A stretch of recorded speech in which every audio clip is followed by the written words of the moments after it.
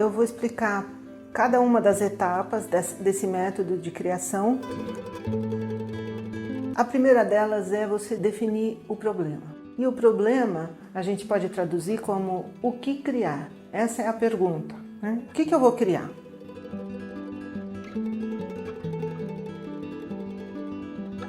Por exemplo, um brinco para uma pessoa que não tem o furo na orelha. Essa é uma solução interessante que você pode usar, porque você engancha o brinco na orelha e vai passar por trás dela sem precisar do lóbulo, o furo do lóbulo, para pendurar o brinco, né?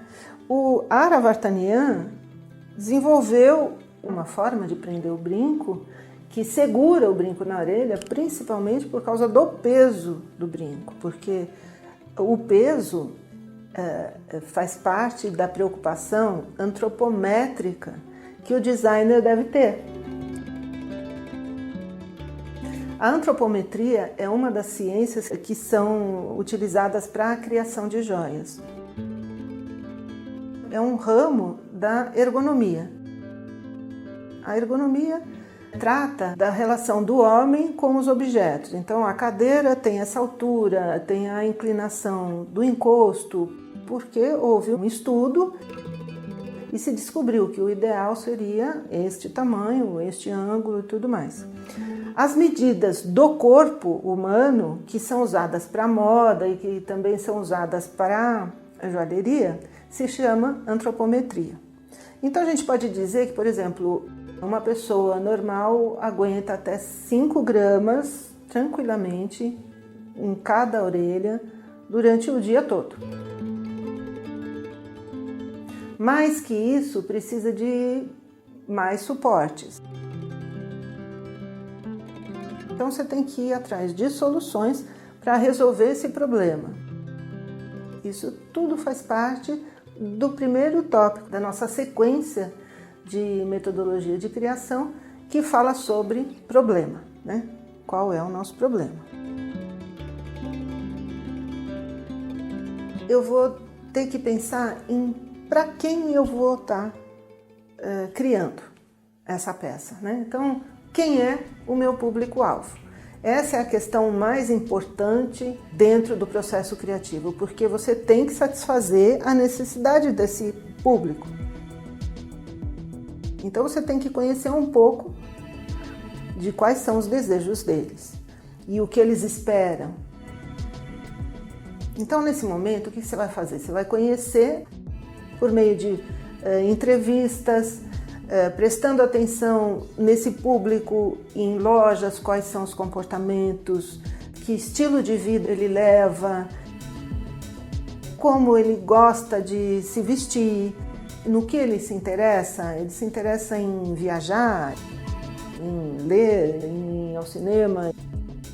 Tudo isso você vai investigar adquirindo imagens que representem esse público-alvo. Você vai selecionando todas as informações, mesmo aquelas que a princípio você julgue não ter importância, porque uma hora aquilo vai pertencer ao seu processo criativo, tá? E a gente arruma todas essas imagens que representam o estilo de vida desse seu público-alvo num painel. Pode ser painel semântico, painel de inspiração, painel de referência, como você quiser. Toda a área de criação usa essa ferramenta. Numa novela, para se definir o perfil de um personagem, se faz o painel semântico. Dentro desse painel semântico, você vai organizar todas as imagens que você conseguiu captar que represente esse seu público-alvo.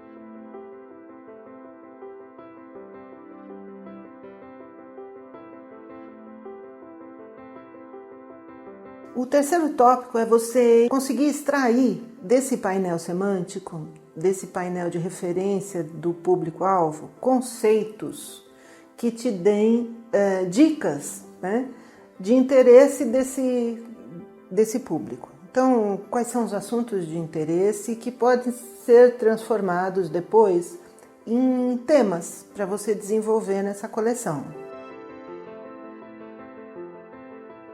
Então, com essa análise, você vai partir para a parte mais gostosa de todo o processo, para a parte mais importante, que é a criação. Tanto para a joalheria como para a bijuteria, e ele vai te dar um caminho lógico para você chegar ao seu objetivo, seja ele de produção de peças em série, seja ele de peças exclusivas. Então, nessa aula nós falamos sobre alguns tópicos muito importantes da metodologia de criação. Na próxima aula nós vamos falar da criação, saindo um pouquinho da teoria e entrando mais na parte prática, a mais gostosa e a mais interessante. A gente tem aqui 3 etapas do desenho. O primeiro é o croquis, que é o registro de ideias. Depois é o desenho técnico, que é informativo. E por último a gente tem o desenho artístico, que é o comunicativo. Então, nesse momento, o que você vai fazer é informar a pessoa, né, o profissional que vai ou no 3D transformar aquilo numa prototipagem rápida, ou o modelista na bancada vai executar o seu protótipo da forma que você imaginou.